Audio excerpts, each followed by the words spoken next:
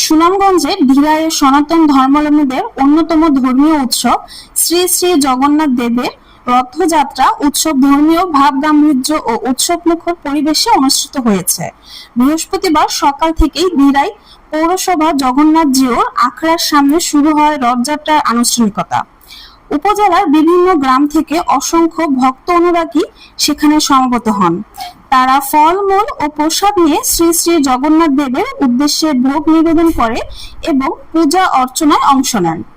রথযাত্রাকে কেন্দ্র করে জগন্নাথ জিউর আশ্রম সংলগ্ন এলাকায় বসেছে মেলা। এতে বিভিন্ন বয়সী মানুষের উপস্থিতিতে সৃষ্টি হয়েছে উৎসব মুখর পরিবেশ। ধর্মীয় অনুষ্ঠান ঘিরে ভক্তদের মধ্যে দেখা যায় ব্যাপক উৎসাহ উদ্দীপনা। উৎসবকে কেন্দ্র করে সার্বিক আইন শৃঙ্খলা পরিস্থিতি স্বাভাবিক রাখতে ধীরাই উপজেলা প্রশাসন প্রয়োজনীয় নিরাপত্তা ব্যবস্থা গ্রহণ করেছে। প্রশাসনের তত্ত্বাবধানে শান্তিপূর্ণ পরিবেশে ধর্মীয় অনুষ্ঠান সম্পন্ন হচ্ছে। সনাতন ধর্মাবলম্বীদের কাছে রথযাত্রা উৎসবটি ভক্তি, শ্রদ্ধা ও মিলনের এক গুরুত্বপূর্ণ আয়োজন হিসেবে বিবেচ্য। বার্তালাপ, নিউজ ডেস্ক, শান্তা।